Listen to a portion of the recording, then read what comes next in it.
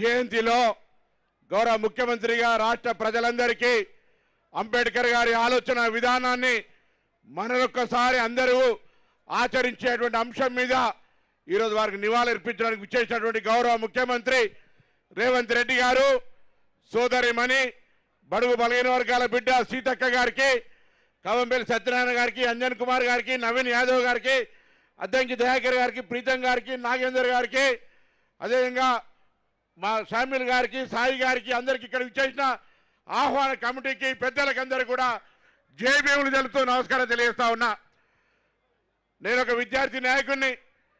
గౌరవ ముఖ్యమంత్రి గారు ఒకసారి ఉస్మానియా యూనివర్సిటీ వైస్ ఛాన్సలర్ వచ్చినప్పుడు గత ప్రభుత్వాలు ఆర్థికంగా భూమితోటి సంతృష్టిగా పేదలకు న్యాయం చేసేయడానికి అవకాశం ఉండే.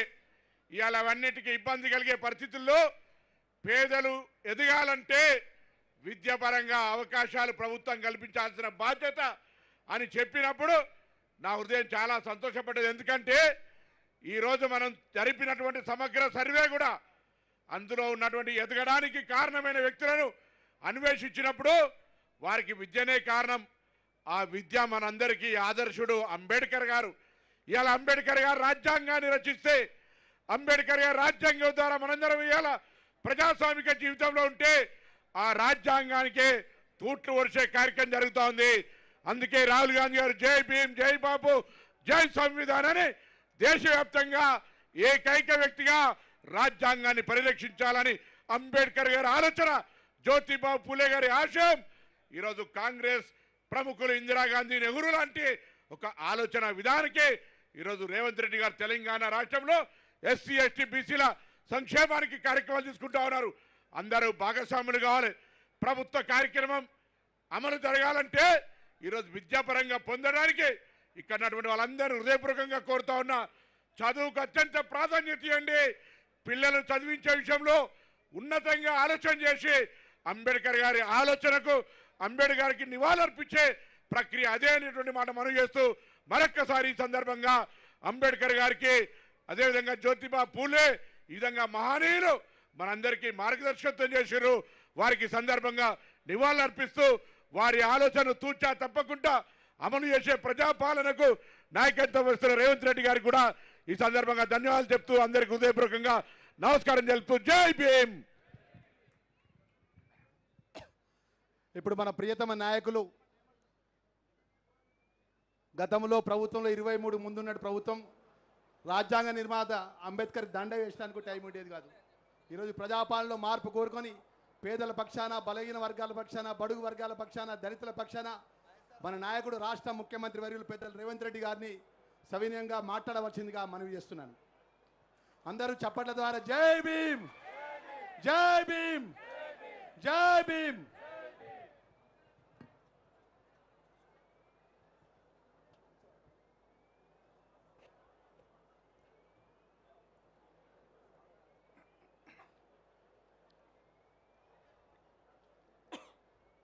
డాక్టర్ బాబాసాహెబ్ అంబేద్కర్ గారి జయంతి ఉత్సవాల సందర్భంగా రాష్ట్ర ప్రభుత్వం తరఫున మిత్రులు, సహచర మంత్రివర్గ సభ్యులు అడ్లూరి లక్ష్మణ్ గారు బాబాసాహెబ్ జన్మదిన కార్యక్రమాలను రాష్ట్ర ప్రభుత్వం తరఫున ఏర్పాటు చేసి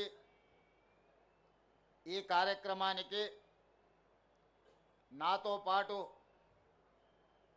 సోదరిమణి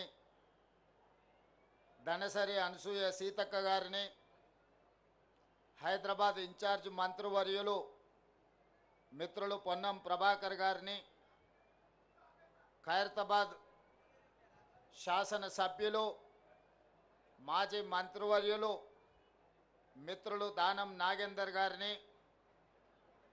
శాసనమండలి సభ్యులు అద్దంకి దయాకర్ గారిని, అదేవిధంగా శాసనసభ్యులు డాక్టర్ కవ్వంపల్లి సత్యనారాయణ గారిని, అదేవిధంగా తుంగతుర్తి శాసనసభ్యులు మందుల సామ్యుల్ గారిని, జూబ్లీ హిల్స్ శాసనసభ్యులు నవీన్ యాదవ్ గారిని, అదేవిధంగా సికింద్రాబాద్ మాజీ పార్లమెంట్ సభ్యులు, అత్యంత సీనియర్ నాయకులు, జంట నగరాలలో మాజీ పార్లమెంట్ సభ్యులు అంజన్ కుమార్ యాదవ్ గారిని, కార్పొరేషన్ చైర్పర్సన్ మిత్రులు ప్రీతం గారిని, మెట్టు సాయి గారిని, ఇతర కార్పొరేషన్ చైర్మన్లు పెద్దలు మోత్కుపల్లి నరసింహులు గారిని, ఇతర అంబేద్కర్ గారి అభిమానులు ఈనాడు ఈ కార్యక్రమంలో పాల్గొని అంబేద్కర్ గారి జయంతి ఉత్సవాలను తెలంగాణ రాష్ట్రంలో అద్భుతంగా జరుపుకోవడానికి విచ్చేసిన మీ అందరికీ మనస్ఫూర్తిగా ధన్యవాదాలు, కృతజ్ఞతలు తెలియజేస్తున్న మిత్రులారా, ఒక దేశం ఒక యుద్ధంలో శాంతియుతంగా రక్తం చిందకుంటా యుద్ధాన్ని గెలవచ్చని మహాత్మా గాంధీ గారు నిరూపించారు. రవి అస్తమించని సామ్రాజ్యం ఉన్న బ్రిటిషర్స్ను శాంతి ద్వారానే, శాంతియుతమైన పోరాటం చేసి శాంతితోనే ఒక యుద్ధాన్ని గెలవచ్చు అని ప్రపంచ దేశాలకు చాటి చెప్పింది మహాత్మా గాంధీ గారైతే, ఆ గొప్ప దేశాన్ని అద్భుతంగా పరిపాలించవచ్చు, ప్రపంచ దేశాలకి ఆదర్శంగా అభివృద్ధి చెయ్యొచ్చు. ముఖ్యంగా దళితులు, గిరిజనులు, ఆదివాసీలు, బలహీన వర్గాలు, మైనారిటీలు, మహిళలకు సమానమైన అవకాశాలు ఇవ్వచ్చు. ఇవ్వడం ద్వారా ఈ దేశాన్ని అభివృద్ధి పదం వైపు నడిపించవచ్చు అని ఒక మార్గదర్శనం చేసిన గొప్ప ప్రపంచ మేధావి డాక్టర్ బాబాసాహెబ్ అంబేద్కర్ గారు అని చెప్పి మనం గర్వంగా చెప్పుకోవచ్చు. దేశ స్వతంత్ర పోరాటంలో మహాత్మా గాంధీ గారి పాత్ర ఎంత ఉందో, స్వతంత్రం వచ్చిన భారతదేశం ఈనాడు బలమైన దేశంగా ఎదగడానికి కారణం డాక్టర్ బాబాసాహెబ్ అంబేద్కర్ గారు. ఈ దేశానికి రెండు కళ్ళు, ఒకరు మహాత్మా గాంధీ గారైతే రెండవది డాక్టర్ బాబాసాహెబ్ అంబేద్కర్. విషయం మన దేశమే కాదు, ప్రపంచమే గుర్తించింది. ఈరోజు ప్రపంచమే స్వాగతం పలుకుతుంది అంబేద్కర్ గారి విధానాన్ని, అంబేద్కర్ గారి యొక్క ఆలోచనను. డాక్టర్ బాబాసాహెబ్ అంబేద్కర్ గారు ఒకే ఒక్క మాట చెప్పారు, విద్య ఒక్కటే అన్ని సమస్యల నుంచి మిమ్మల్ని విముక్తి చేస్తుంది, విద్య ఒక్కటే మన జీవితంలో మార్పు తెస్తుంది, విద్య ఒక్కటే మన జీవితంలో వెలుగులను నింపుతుంది, విద్య ఒక్కటే సమాజంలో మనకు గుర్తింపు, గౌరవాన్ని, సముచితమైన స్థానాన్ని అందిస్తుంది అని చెప్పి డాక్టర్ బాబాసాహెబ్ అంబేద్కర్ గారు సంపూర్ణంగా విశ్వసించిండ్రు, నమ్మిండ్రు, వారు పాటించిండ్రు. ప్రపంచ దేశాలలో పేరెన్నికగన్న యూనివర్సిటీలలో చదువుకొని వచ్చిన డాక్టర్ బాబాసాహెబ్ అంబేద్కర్ ఆలోచన విధానమే ఈనాడు భారతదేశం యొక్క ఆలోచన.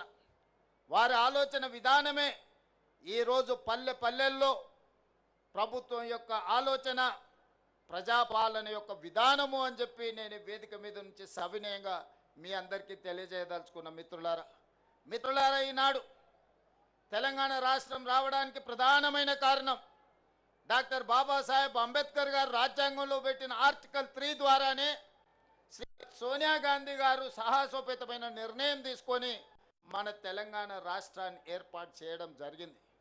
తెలంగాణ ఉద్యమంలో మీకు అందరికీ తెలుసు, దళితులు